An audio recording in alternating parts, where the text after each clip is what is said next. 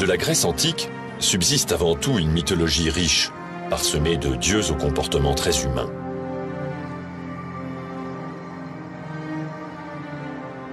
Courage, opiniâtreté, mais aussi orgueil et jalousie, tels étaient les sentiments qu'exaltaient les exploits du panthéon grec.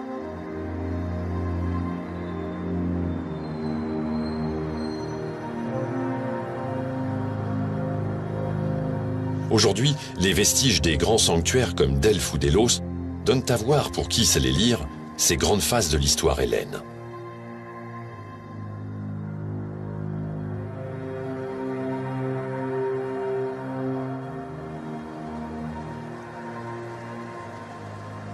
Ces centres religieux étaient de véritables aimants pour la quête du pouvoir à laquelle s'adonnaient les cités grecques. Mais comment pouvaient-ils être à la fois source de conflits et lieux dans lesquels tout conflit était proscrit?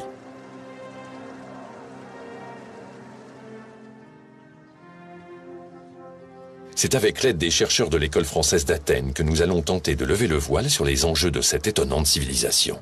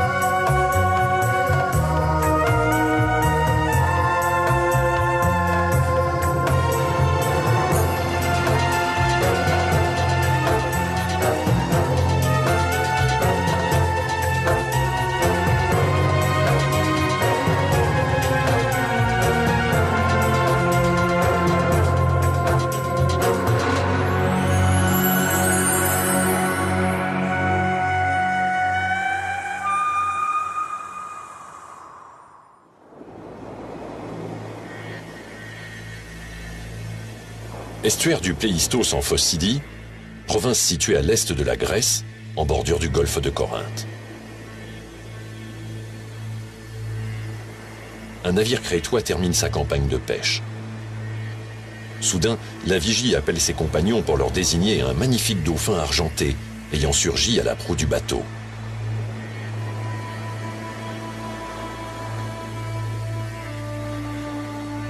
L'animal d'une beauté surnaturelle oblige les marins à le suivre, à l'intérieur des terres jusqu'au petit port de Kyra.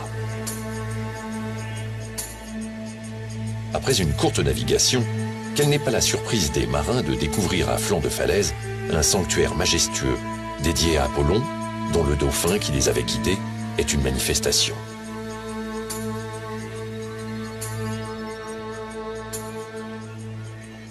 Les marins crétois se trouvaient devant le site de Delphes qui tient son nom de cette légende, et Apollon les y avait conduits pour leur demander d'en être les gardiens.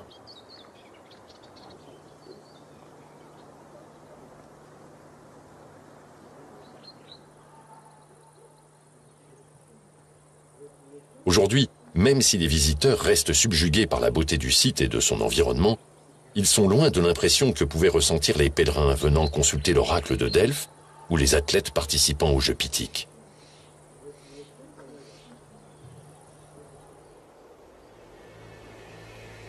Imaginez, le site débordait alors littéralement de colonnes, de statues et de petits temples appelés trésors.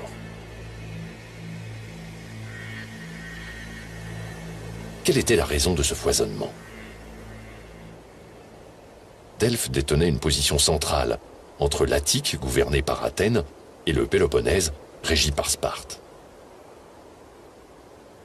Niché contre les roches Phédriades, les resplendissantes, le site avait tous les atouts pour que les yeux se tournent vers lui.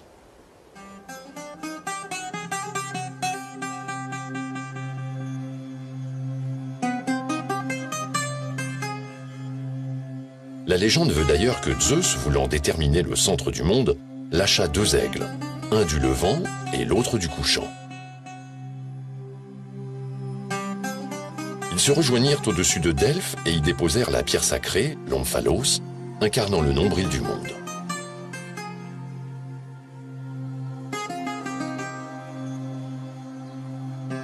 L'omphalos fut placé dans le temple d'Apollon, censé être arrivé au même moment sur les lieux.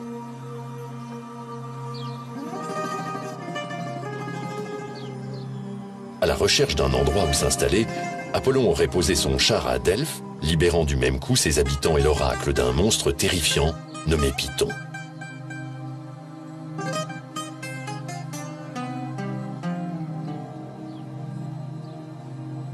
Afin d'expier son meurtre, le dieu se serait exilé ensuite pendant 8 ans comme berger, avant de revenir sur les lieux pour y implanter son temple.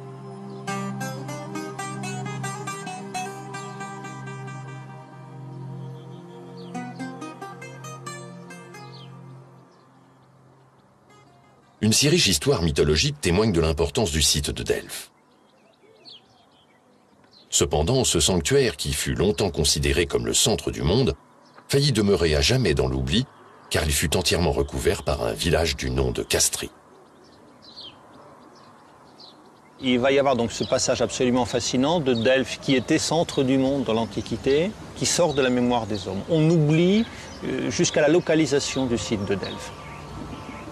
Jusqu'au moment où on va s'intéresser de nouveau, mais d'un point de vue archéologique, à Delphes, la destruction du village est un acte de fouille déjà, puisque le village est en partie construit avec des matériaux du sanctuaire.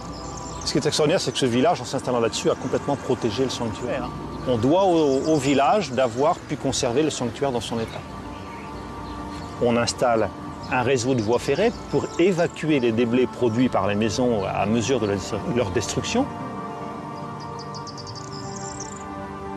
On a conservé des photographies d'ailleurs assez extraordinaires où on voit les vestiges qui sont là et des maisons qui sont encore debout à l'arrière-plan du paysage. Il y a en particulier une photo du mur polygonal avec à l'aplomb une maison construite sur le mur polygonal.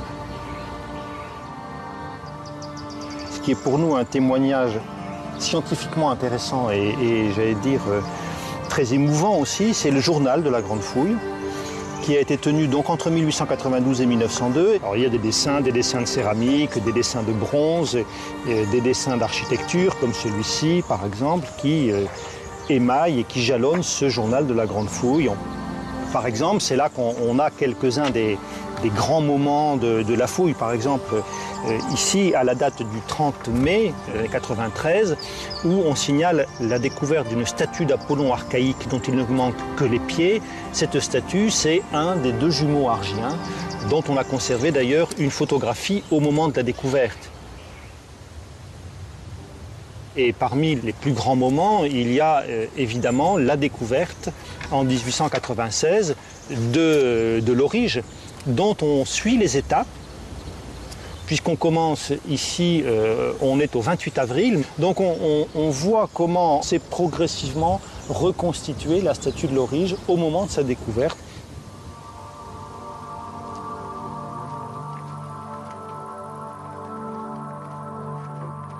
De la même manière, l'histoire hellène se révèle en progressant étape par étape sur le site.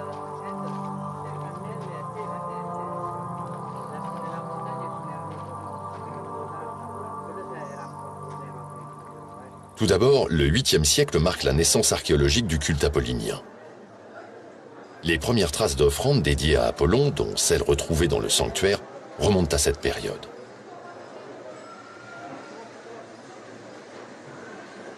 Les villes se transforment en cités-États indépendantes, dominées par des chefferies claniques ou des ligues aristocratiques.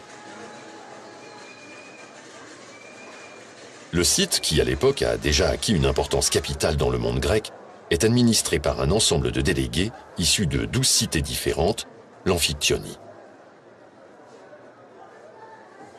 Ce collège fut créé à l'origine pour gérer les Pythias, concours organisé en l'honneur de la victoire d'Apollon sur Python. Les Amphictyons, signifiant ceux qui vivent autour, se retrouvaient 2 fois par an et formaient, sous couvert d'une association religieuse, une véritable institution politique.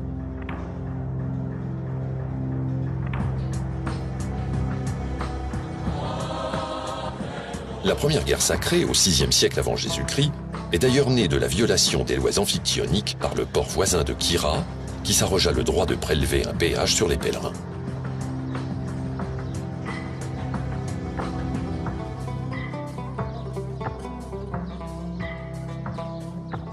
Il y eut en tout 4 guerres sacrées, qui, bien que toutes issues d'un conflit local, finiront par coûter leur pouvoir aux cités grecques, au profit de Philippe de Macédoine.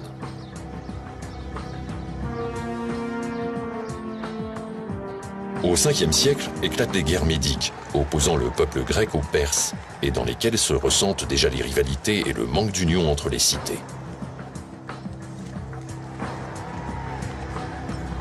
En point d'orgue à ces rivalités, survient la guerre du Péloponnèse, dans laquelle s'affrontent les principales villes du monde grec.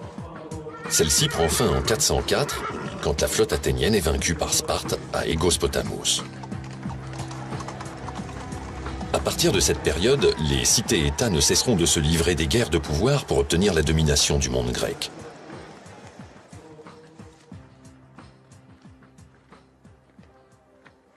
Cette histoire tumultueuse se lit dans les répliques que se font les cités par le biais des offrandes faites à Apollon. Et cela dès l'entrée de son sanctuaire. Alors, en franchissant cette porte, nous pénétrons dans le sanctuaire, donc dans l'espace sacré. C'est un lieu où vont se réunir un certain nombre d'offrandes qui sont censées remercier le Dieu, lui rendre grâce, l'honorer. En réalité, c'est aussi un champ clos où se poursuivent les rivalités entre les hommes, entre les cités et entre les royaumes. Cette première offrande que nous avons sous les yeux, c'est une offrande des Arcadiens pour célébrer une victoire sur les Lacédémoniens. Donc c'est une prise sur le butin. Alors ce qui est intéressant, c'est qu'avec la reconstruction topographique qu'on peut établir, on a ici dans ce petit secteur presque une lecture politique à faire. La base des Arcadiens est érigée après une victoire de 370. Elle est implantée juste en face d'une consécration faite par Sparte pour célébrer sa victoire sur les Athéniens en 404 à Aigos-Potamos. L'offrande célébrant la victoire de Sparte est placée juste à côté d'une offrande célébrant une victoire athénienne, celle de Marathon en 490. Au-delà encore, on aura la base du cheval dourien, consécration par Argos d'une victoire sur Sparte. Donc deux bases, une base célébrant une victoire d'Argos sur Sparte, une base célébrant une victoire d'Athènes, et puis pour terminer, cette base lacédémonienne qui vient dire finalement c'est nous qui l'emportons.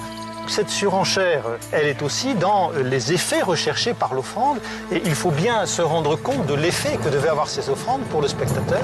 Et on jouait politiquement, on poursuivait politiquement comme ça les rivalités des cités.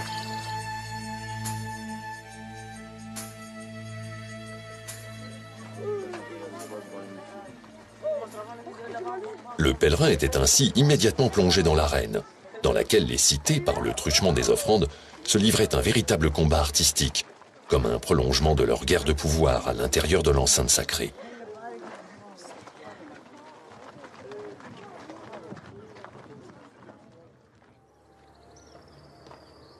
À l'amorce du premier tournant de la voie pavée, commence la zone des trésors, ces petits temples construits aussi à titre d'offrande. Une autre catégorie d'offrandes monumentales est constituée par des monuments. Le type le plus connu dans cette catégorie sont les trésors.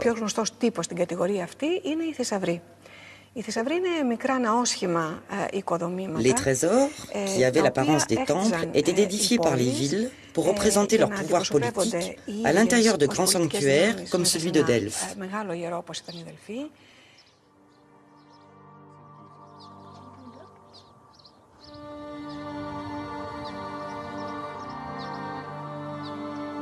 Malgré leur état de conservation, les scientifiques ont réussi à recueillir quelques informations sur le rôle et la provenance de ces réceptacles. Les vestiges de soubassement ont permis d'en dénombrer au moins 11 dans cette zone. Les inscriptions indiquent qu'ils étaient tous attribués à des cités différentes.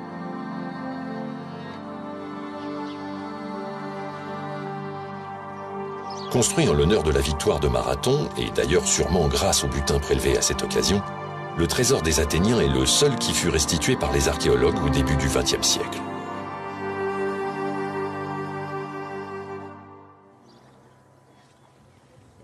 On sait, grâce à la dédicace, que c'est un trésor qui a été offert à l'occasion de la victoire athénienne de Marathon. On lit le nom de Marathon, ici Marathonie, qui a été gravé sur la base. Cette base elle-même, en avant du trésor, portait à l'origine 10 statues qui représentaient les 10 héros éponymes de la cité d'Athènes. On a donc ici toute une scénographie qui est mise en place, qui manifeste dans son architecture et dans sa présentation la puissance d'Athènes.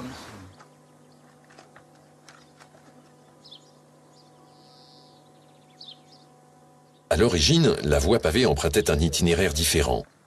Elle faisait en effet un coude supplémentaire, bordant le site à droite, au lieu de le couper par le centre comme aujourd'hui, afin d'arriver devant le temple d'Apollon, la pièce maîtresse du site. C'est là qu'étaient rassemblées les offrandes les plus spectaculaires données par les cités de tout le monde grec. Mais d'où venait ce besoin presque compulsif de bâtir des offrandes aux dieux? L'offrande faite aux dieux signifiait principalement la reconnaissance de son pouvoir divin. Elle signifiait aussi le besoin des mortels d'exprimer leur gratitude envers le Dieu pour ses bienfaits et leur envie de continuer de profiter de ses faveurs. On ne peut que supposer, en regardant les luxueuses offrandes, que derrière l'expression de gratitude se cachait aussi l'intense tendance des fidèles à se mettre en avant.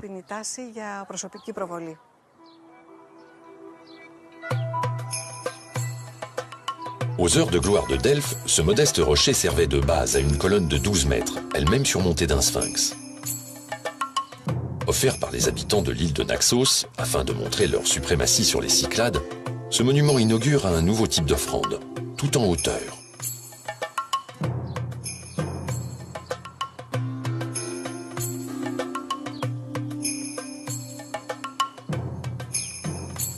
La base est augmentée d'un support, sur lequel est placée une statue, ou bien encore un trépied, caractéristique de Delphes, et appelé pour cette raison trépied delphique.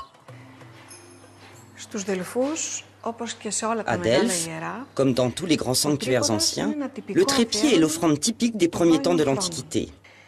Ce type d'offrande avait une signification particulière pour le sanctuaire de Delphes, puisqu'elle était directement en rapport avec l'attribution de l'oracle. Selon la légende rapportée par Diodore le Sicilien, la Pythie était assise sur un trépied, afin qu'elle ne tombe pas dans le gouffre d'où sortait la fumée qui lui inspirait ses oracles.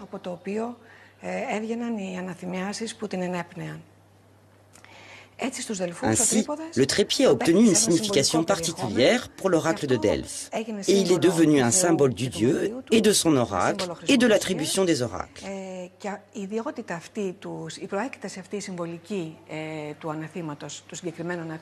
Cette signification symbolique se confirme par l'extension de cette offrande aux trépieds monumentaux, comme le trépied des Platées, que les Grecs ont dédié aux dieux pour le remercier de leur victoire sur les Perses.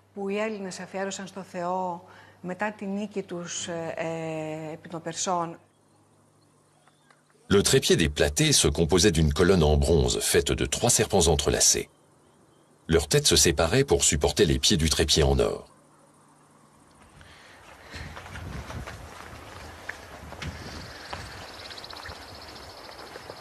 Donc ici on se trouve vraiment au cœur du sanctuaire. C'est ce qu'on appelle dans les inscriptions l'Epiphanestatos Topos. C'est le lieu le plus en vue et c'est là que les grands, les puissants voulaient absolument être vus, être reconnus. On va avoir autour de ce cœur du sanctuaire une forêt d'offrandes qui va se développer. Je parle de forêt parce que ce sont des offrandes qui n'ont pas beaucoup de place au sol pour se développer, qui vont se développer considérablement en hauteur. Tout ça était le plus près possible du temple. Il y avait aussi dominant cet ensemble la grande colonne des danseuses que vous avez vue au musée, qui était juchée sur cette base carrée et qui dominait le tout. La colonne des danseuses est probablement la plus représentative des offrandes delphiques. Trônant sur une magnifique colonne décorée de feuilles d'acanthe, 3 danseuses, aux draperies finement ouvragées, supportaient un trépied qui lui-même servait de base à un chaudron. À l'intérieur du chaudron reposait un omphalos. Cette superposition, sans doute, avait aussi pour but d'aller le plus haut possible. Donc on était vraiment cerné de toutes parts par ces offrandes qui se pressaient autour du temple et de l'autel d'Apollon. En quelque sorte, on rendait grâce aux dieux, mais ce faisant, on voulait se faire voir du monde.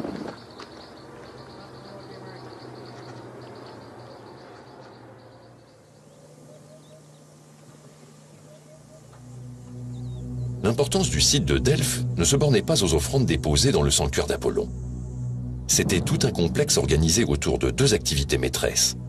La consultation de l'oracle et les concours delphiques.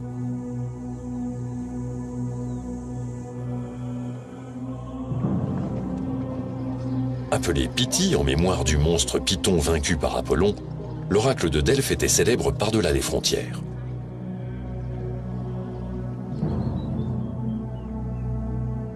Le pouvoir oraculaire du lieu proviendrait d'une faille dans le sol par laquelle s'exhalaient des émanations gazeuses assimilées au souffle du dieu.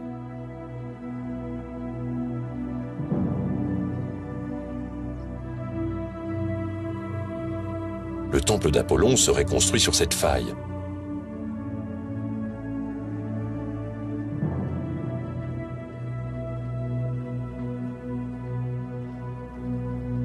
À l'arrière du temple, l'absence de dallage et une légère déclivité du sol ont permis aux archéologues d'y situer l'aditon, c'est-à-dire l'endroit dans lequel officiait la prêtresse. Véritable institution, la divination était soumise à des règles strictes. Les consultants se massaient à l'entrée du temple d'Apollon, sur la terrasse duquel on aspergeait un animal d'eau afin de savoir si l'oracle était disposé à rendre son office. Mais il y avait des passe-droits.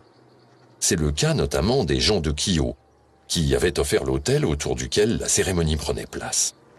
On voit une très belle inscription sur le côté de cet autel, en assez grandes lettres, où on lit Delphoi edokan Chiois promanteien, c'est-à-dire la cité de Delphes a accordé à Chios la promantie.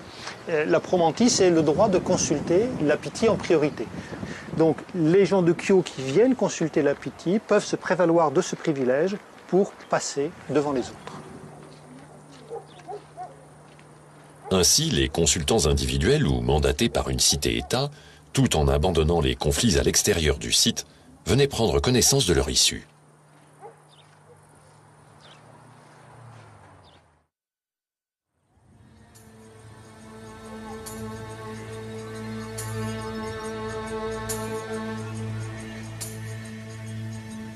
La gloire de Delphes tenait également aux Jeux pythiques qu'elle organisait et qui étaient ouverts à tous les Grecs. En contrebas du domaine d'Apollon et à quelques mètres du sanctuaire de la Marmaria, dédié à Athéna, se trouve le gymnase. Construit vers 330 avant Jésus-Christ, le gymnase est un véritable centre de formation des athlètes en préparation des Jeux pythiques. Il était composé d'une terrasse supérieure, regroupant une galerie couverte, bordant une piste de course.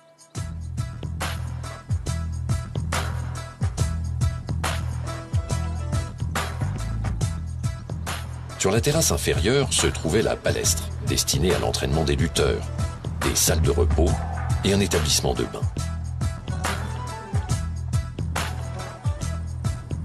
L'objectif de ce complexe sportif était de donner principalement aux jeunes Delphiens les plus grandes chances de remporter les Jeux.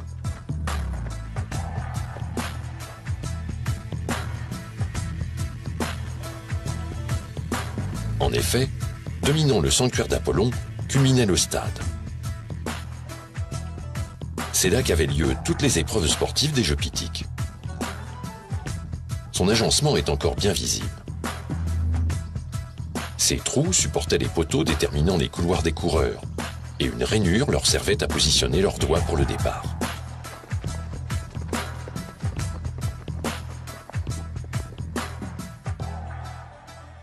Construit dès la fin du IVe siècle avant Jésus-Christ, le stade disposait de 6500 places, preuve de l'importante fréquentation de ces concours qui alliaient à la fois le corps et l'esprit.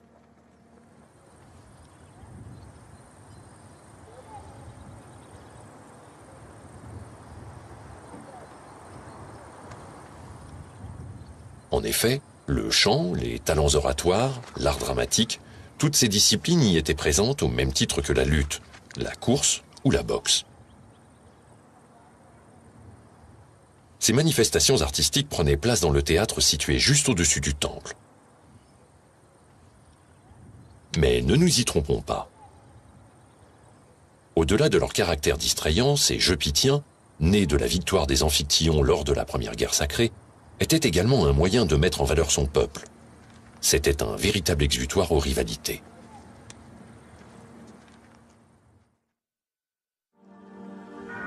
À la fois enceinte religieuse, complexe sportif et lieu de prédiction, il n'est pas étonnant que le site de Delphes ait déchaîné les passions. Les représentants des différentes cités-États y pénétraient avec la volonté de sortir leur épingle du jeu.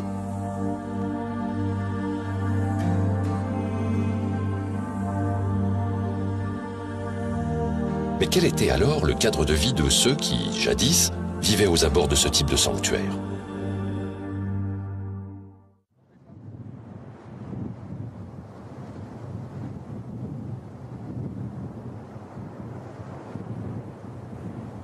Berceau du dieu Apollon, l'île de Délos connut à l'époque hellénistique un développement fulgurant, qui eut pour conséquence d'attirer les populations des 4 coins de la Méditerranée.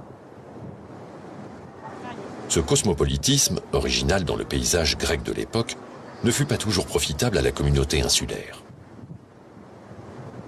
Qu'il soit quand même toujours très clair, hein, les grands sanctuaires, que ce soit Delphes ou que ce soit Délos, sont sur le territoire de cités. Et ce sont ces cités qui, normalement, ont la gestion de ces sanctuaires, jusqu'à une histoire complexe qui fait que cette gestion peut passer aussi du côté des grandes puissances qui s'installent dans ces îles.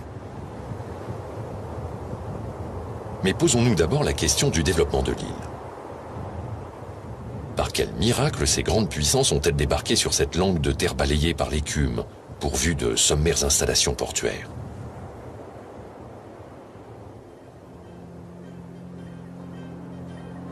Mais surtout, comment l'île de Délos est-elle passée d'un des plus importants centres religieux de Grèce à une place commerciale internationale regroupant tous les peuples méditerranéens ?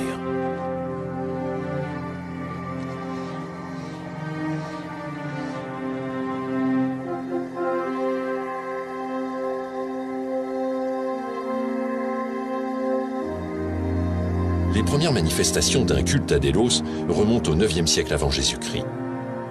Mais c'est un hymne homérique à Apollon qui marque définitivement l'île du Sceau mythologique. Ce poème du VIe siècle relate les tourments de Leto, qui, enceinte de Zeus, cherche un endroit où donner naissance à Apollon et Artémis.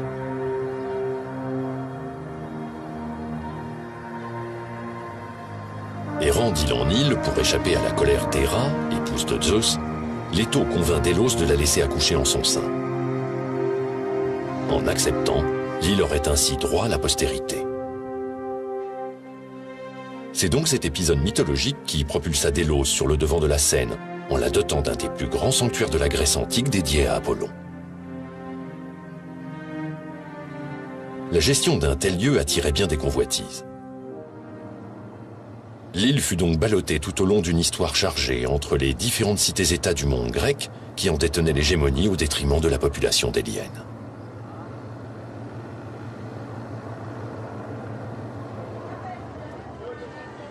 Le peuplement définitif des Déliens de l'époque historique commence vers le IXe siècle. D'où viennent-ils, ceux qui vont former la cité des Déliens? Des îles avoisinantes.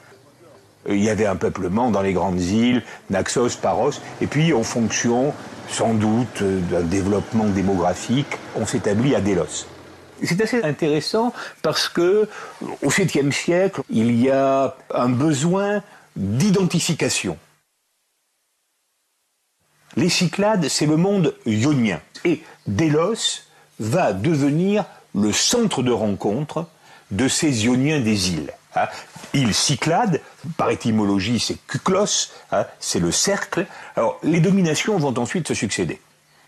Ce sont les Naxiens qui, d'abord, sont les premiers à s'installer dans le sanctuaire et à y laisser le fameux kouros des Naxiens. C'était un truc faramineux. Il faisait 9 mètres de haut, sa tête dépassait du temple qui était à côté.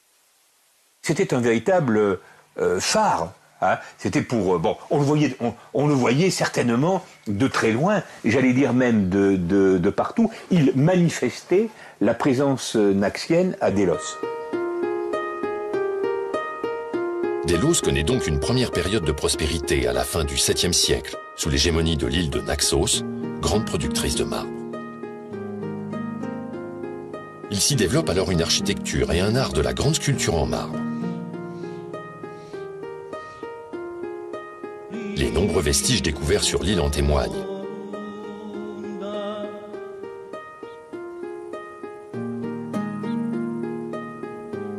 Jouxtant le fameux colosse d'Apollon, dont il ne demeure que le torse et une partie du bassin, se trouvait l'Oikos des Naxiens, le premier temple d'Apollon dont parle l'hymne homérique.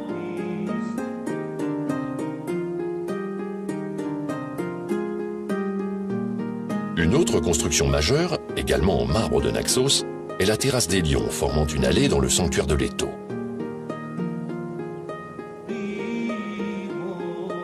Parmi les traits originaux de cette architecture initiale figurent les bâtiments datant du VIe siècle, dont les murs sont décorés de nids d'abeilles.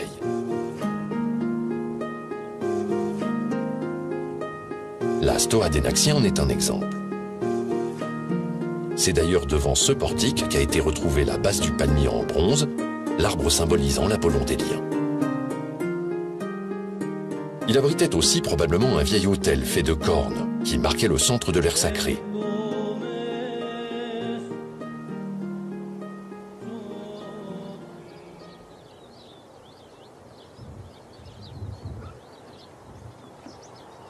Au Ve siècle, après la victoire des Grecs sur les Perses, Athènes choisit l'île d'Apollon comme centre d'une confédération de cités grecques, connue sous le nom de Ligue de Délos.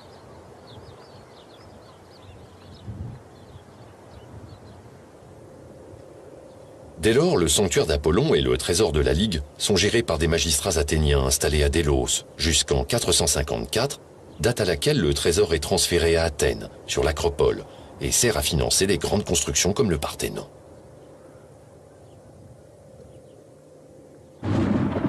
La guerre du Péloponnèse entraîne un durcissement de la politique athénienne. Les premières répercussions se feront sur la communauté locale, puisqu'il sera ordonné aux Déliens de naître et de mourir sur l'île voisine, Rhénée.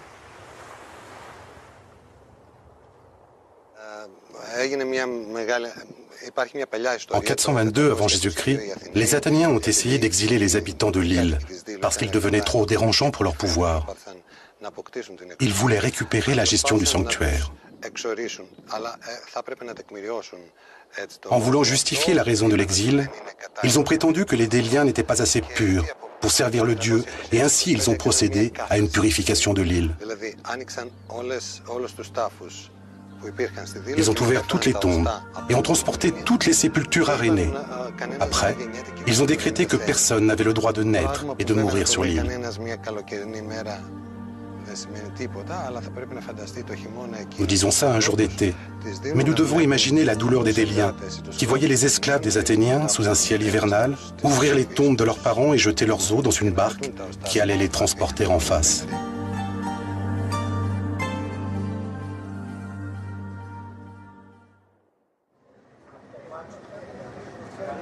Au cœur du sanctuaire, en grande partie d'origine athénienne, se dressent 3 temples dédiés à Apollon.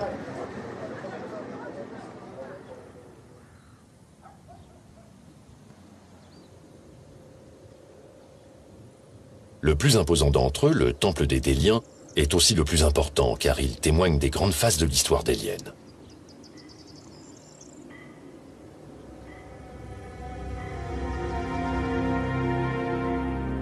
Sa construction, entreprise au moment même où Délos fut désigné pour abriter la Ligue, fut interrompue lorsque le trésor fut transféré à Athènes, avant d'être achevé par les Déliens durant leur indépendance, à la fin du IVe siècle avant Jésus-Christ.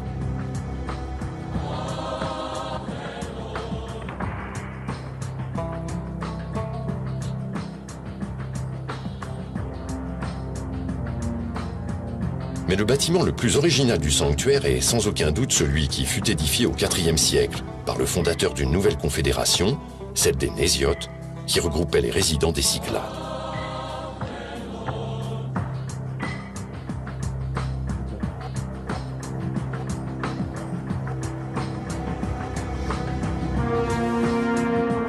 Il est original par sa forme et surtout par sa fonction, puisqu'on s'accorde à dire qu'il servait d'abri au navire amiral commandé par Démétrios Poliorcète à la suite de sa victoire à Salamine de Chypre en 306.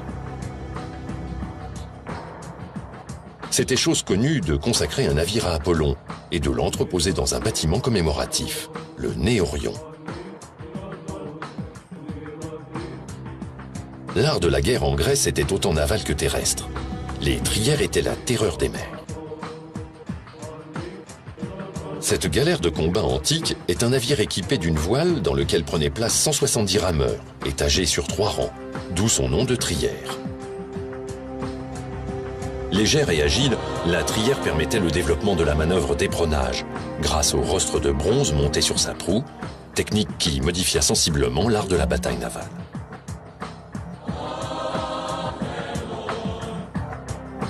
Les trières apparaissent en Ionie et deviennent les navires de guerre dominants en Méditerranée, du 6e au 4e siècle avant Jésus-Christ. Son efficacité lui vaudra d'être réutilisée bien plus tard par les Romains.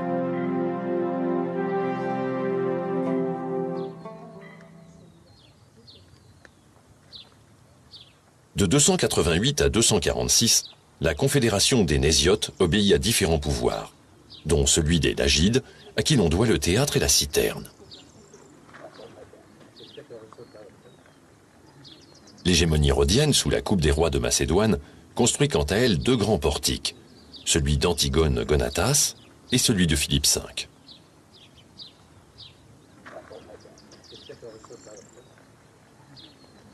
De leur côté, les Déliens ont commencé à aménager une agora.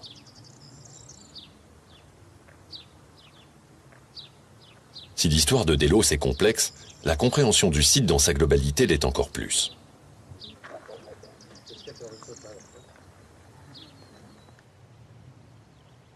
Pour pallier au manque de lisibilité des vestiges, l'équipe de l'école française d'Athènes, dirigée par Jean-Charles Moretti, s'applique depuis quelques années à établir un atlas archéologique du site.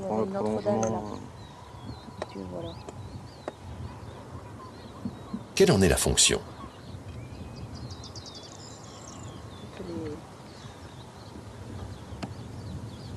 Un atlas archéologique, ça sert à faire le point à la fois sur la topographie du lieu et sur les vestiges. Un site archéologique a ce site comparable avec une ville antique, que sa configuration se modifie régulièrement. Apparaissent des nouveaux monuments suite aux fouilles, il y a des monuments qui sont restaurés, il y en a d'autres aussi malheureusement qui se dégradent. Donc c'est utile régulièrement de faire le point, de faire un état des lieux.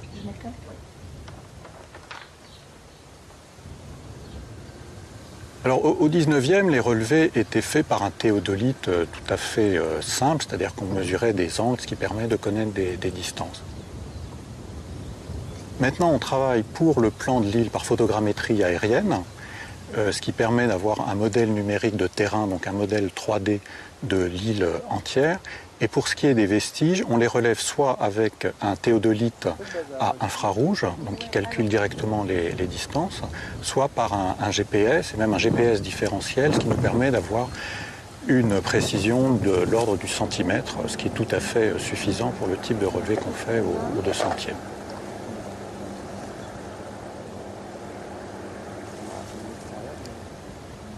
Si le site a subi l'usure du temps, il a également été l'objet de bouleversements historiques qui ont considérablement modifié le paysage des liens.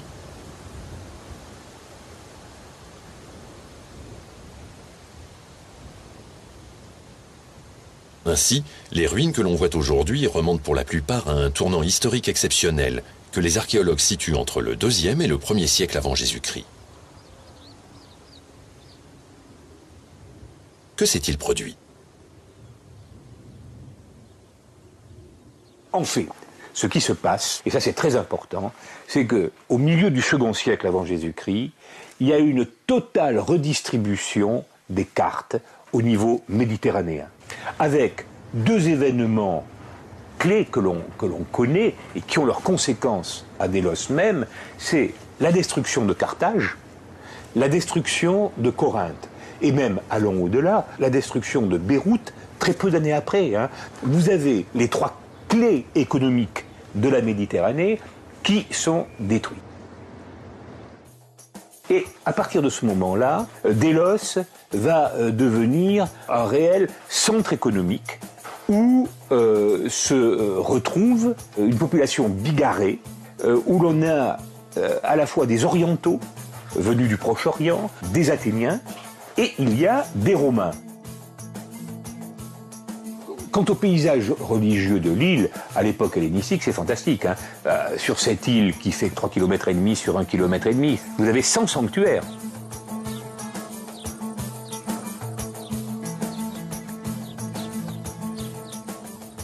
Sur la terrasse des divinités étrangères se dressent les sanctuaires des communautés syriennes et égyptiennes. Archéologiquement, les divinités égyptiennes tiennent une place particulièrement importante. Elles avaient à Délos 3 sanctuaires, dans lesquels ont été découvertes plus de 200 inscriptions d'un intérêt considérable pour la connaissance des cultes égyptiens dans le monde hellénistique.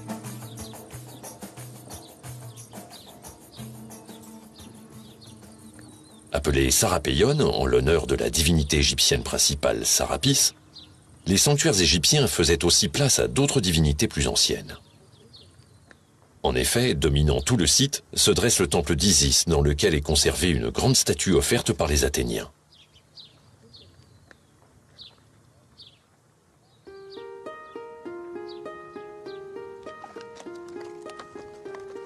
Au nord-ouest de la terrasse des Lions, on trouve l'établissement des Poséidoniastes, centre de l'association des marchands de Beyrouth qui adoraient Poséidon.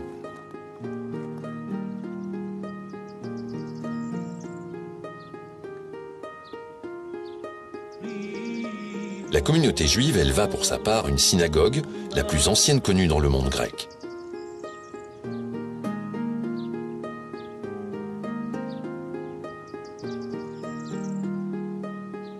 Les Romains, quant à eux, créèrent leurs propres espaces de réunion en 2 points de l'île.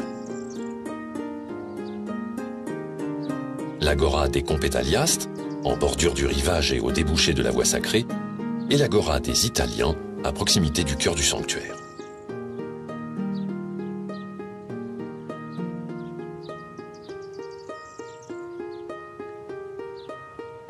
Soucieux d'imprimer leur marque dans le paysage urbain de Délos, les nouveaux venus n'hésitaient pas à s'approprier les terrains sacrés et les espaces publics.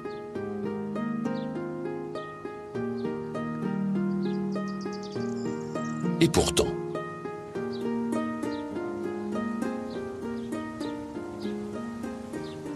c'est pas Pompéi, hein, Délos. C'est les seconds couteaux qui sont à Délos, hein, mais c'est les représentants des grandes firmes. Qu'est-ce qu'ils font à Délos? Ils trafiquent. À partir d'une certaine date, la gestion de Délos est en fait aux mains d'une communauté qui comporte les Romains, les commerçants, les anthropovitaires et les armateurs.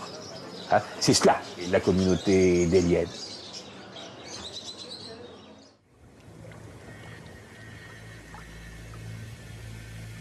Si l'essor commercial de Délos est avéré, qu'en est-il des installations liées à cette activité? Tout d'abord, on trouve des entrepôts, comme l'établissement de la Pointe des Pilastres.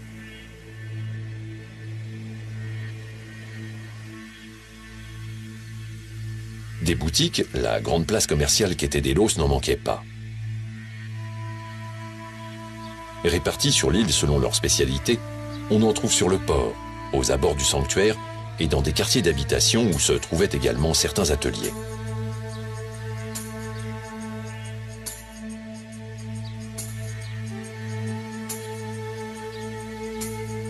Si l'on revient sur la médiocrité des installations portuaires ou marchandes de Délos, il faut supposer que les activités bancaires jouaient un grand rôle dans les échanges.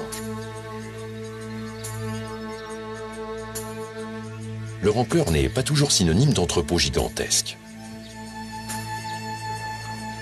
Dans le cadre de cette recomposition économico-politique du monde méditerranéen au milieu du second siècle, Délos sert de bourse. Hein, c'est une sorte de bourse internationale où ces communautés se rencontrent. Je ne pense pas qu'il faille se représenter Délos comme un véritable entrepôt. On a trouvé des entrepôts, mais tout nous prouve que tout est à la mesure d'une petite cité, mais que rien ne prouve que Délos, si vous voulez, était un entrepôt à l'échelle de la Méditerranée. C'est un lieu de rencontre et fonctionnant, à mon avis, un petit peu comme une city ou comme une bourse.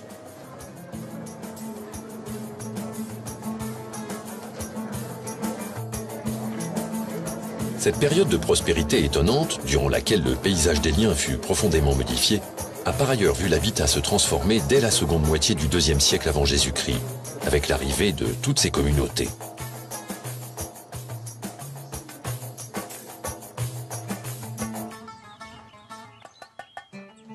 Si les lieux de culte des différents peuples attestent de leur présence sur l'île, les marques d'appartenance étrangères au sein des habitations sont beaucoup plus rares. La plus célèbre de ces marques se trouve dans la maison des dauphins.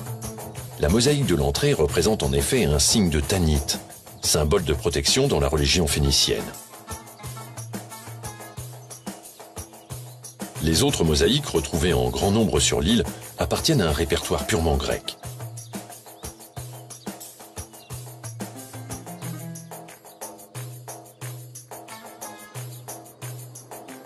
Toutes ces communautés habitaient donc des maisons de type grec, organisées autour d'une cour, en général peu ouverte sur l'extérieur et s'élevant sur un ou plusieurs étages.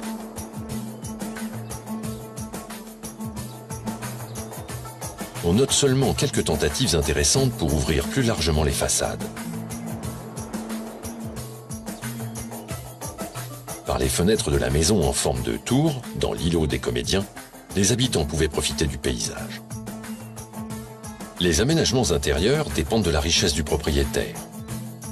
On retrouve dans les demeures nobles des péristyles de marbre, de belles mosaïques et des revêtements muraux peints avec des représentations figurées.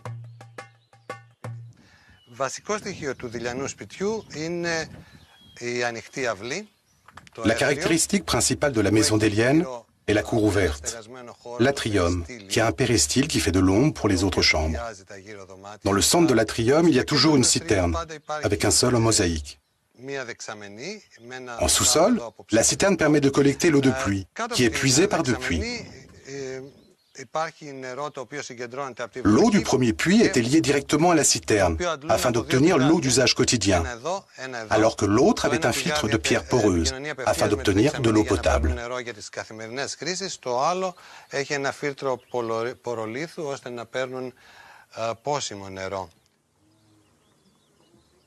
La maison d'Élienne se distingue moins par son architecture que par son mobilier et notamment par ses sculptures. Leurs propriétaires n'hésitaient pas à passer commande de copies d'œuvres célèbres, comme le Diadumène de Polyclète, ou de fresques au goût du jour faisant la part belle à l'érotisme. Plus rare et fait unique en Grèce à l'époque, les riches propriétaires, grecs ou romains, installaient dans leurs demeures des statues portraits. Le milieu d'Élien semble propice à ce genre d'expérience, où s'amalgament en une synthèse originale des traditions propres aux différentes communautés. Mais d'où provient cette singulière habitude?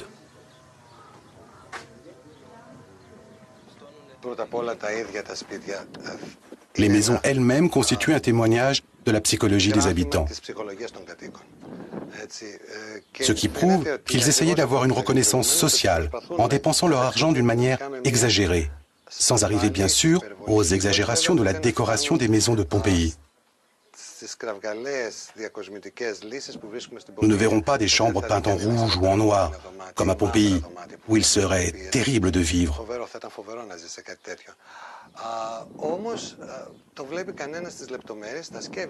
Au contraire, les objets domestiques dont vous pouvez voir des exemples au musée et leurs statues portraits qui trônaient dans un point central de la maison, afin que tous les visiteurs ou les passants puissent les voir, sont des preuves de leur façon de vivre.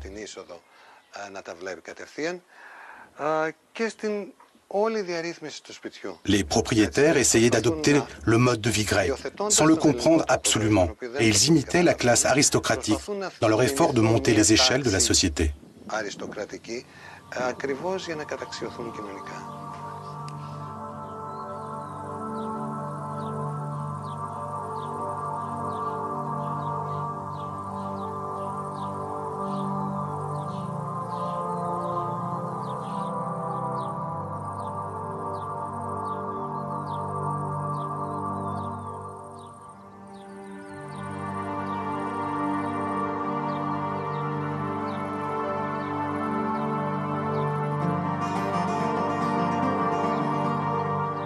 Si ce souci de réussite commerciale, tourné résolument vers l'extérieur, fit la gloire de l'île, elle causa également sa perte.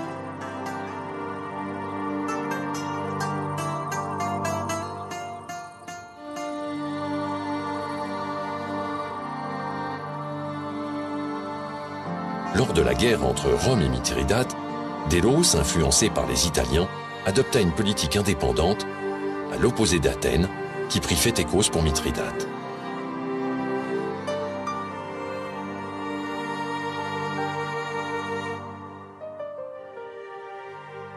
Par 2 fois, à l'automne 88 et en 69, les troupes de Mithridate saccagèrent l'île.